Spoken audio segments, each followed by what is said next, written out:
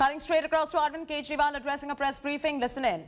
संक्रमण दर भी घट के पिछले 24 घंटों में केवल 3.5% रह गई है।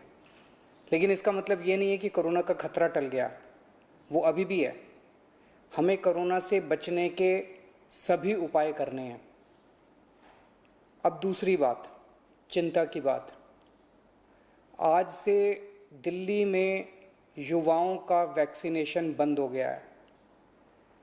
केंद्र सरकार ने युवाओं के लिए जितने वैक्सीन भेजे थे वो ख़त्म हो गए हैं, इसलिए युवाओं के वैक्सीनेशन सेंटर आज से बंद किए जा रहे हैं। कुछ एक वैक्सीन की डोजेस बची हैं, वो कुछ एक सेंटर्स में दी जा रही हैं, वो भी शाम तक ख़त्म हो जाएंगी। कल से युवाओं के वैक्सीनेशन के सभी सेंटर बंद हो जाएंगे। मुझे बेहद दुख है कि हमें वैक्सीन ख़त्म होने के कारण युवाओं के वैक्सीनेशन सेंटर्स बंद करने पड़ रहे हैं। हमने केंद्र सरकार को भी लिख के बताया है। केंद्र से हमने और वैक्सीन मांगी है।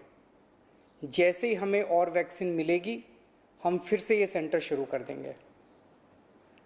दिल्ली को हर महीने 80 लाख वैक्सीन की ज़रूरत है, 80 लाख डोजेस की।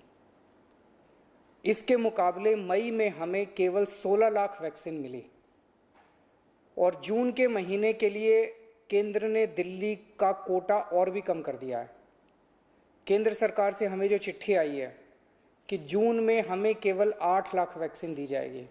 मई में 16 लाख दी थी, जून में 8 लाख देंगे।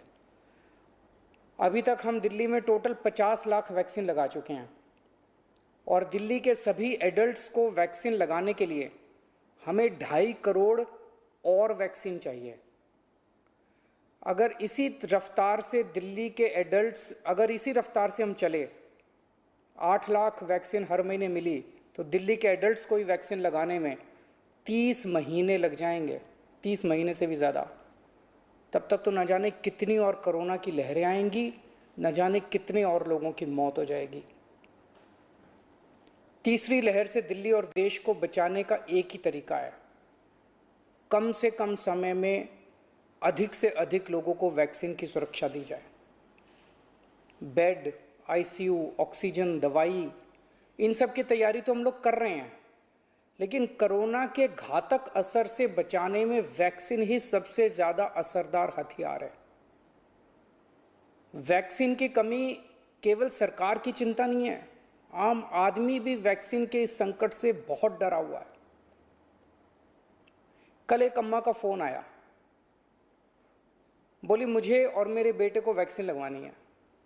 मैंने पूछा अम्मा कितनी उम्र है दोनों की? बोली मेरी उम्र 65 साल है, मेरे बेटे की उम्र 35 साल। मैंने कहा अम्मा युवाओं की वैक्सीन तो ख़त्म हो गई, आपको लगवा दूंगा।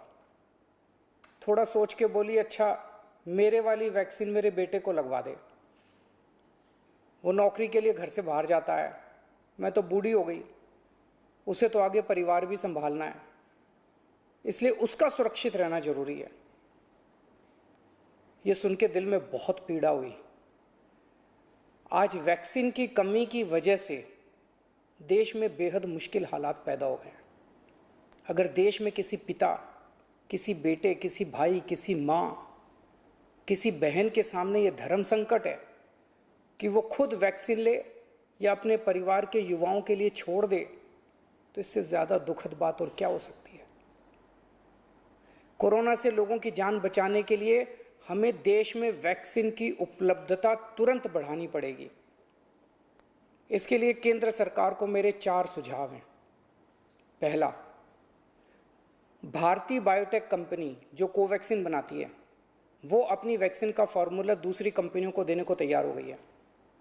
देश में वैक्सीन बनाने वाली ढेरों कंपनियां हैं। केंद्र सरकार तुरंत उन सभी कंपनियों को बुलाए और उन्हें आदेश दे, उनसे रिक्वेस्ट ना करे, उन्हें आदेश दे कि वे सभी कंपनियां युद्ध स्तर पर समयबद्ध तरीके से वैक्सीन बनाना तुरंत चालू करें।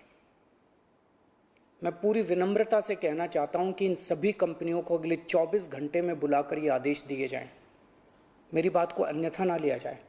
इस वक्त एक एक दिन कीमती है, इसलिए मैं ये बात कह रहा हूं।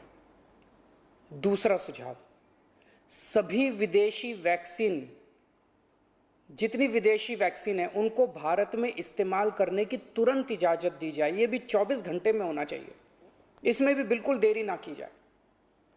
और विदेशी वैक्सीन के जितने निर्माता हैं उनसे भारत सरकार बात करे। अभी भारत सरकार ने राज्यों पे छोड़ दिया कि स्टेट्स बात करें, हर राज्य अपने अपने स्तर पे विदेशी कंपनी वालों से बात करे। ये कोई अच्छा लगता है?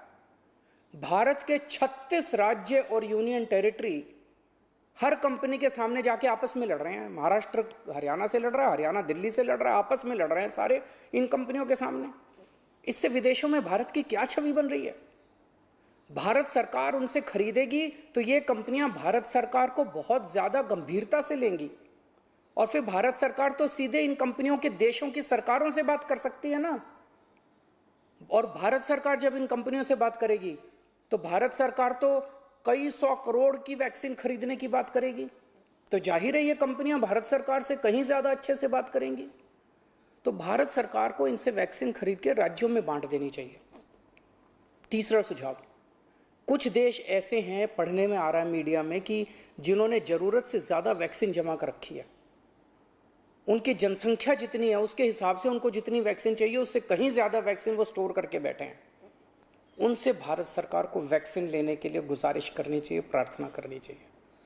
और चौथा सुझाव, ये जितने विदेशी कंपनियां वैक्सीन उत्पादक हैं उन्हें भारत में वैक्सीन उत्पादन करने की भी तुरंत अनुमति दी जाए।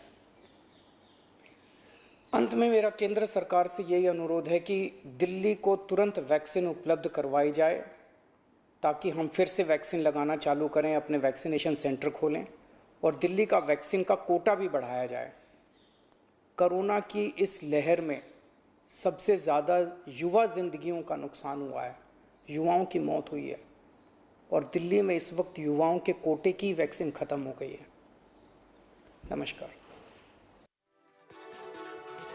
There you go. No vaccines left for the youth in Delhi. That is Arvind Kejriwal live, hitting out at the central government right there. No jabs for 18 plus population. That is Arvind Kejriwal, the Chief Minister. Delhi has halted the vaccination for the age group of 18 to 44 years of age due to a shortage of vaccines.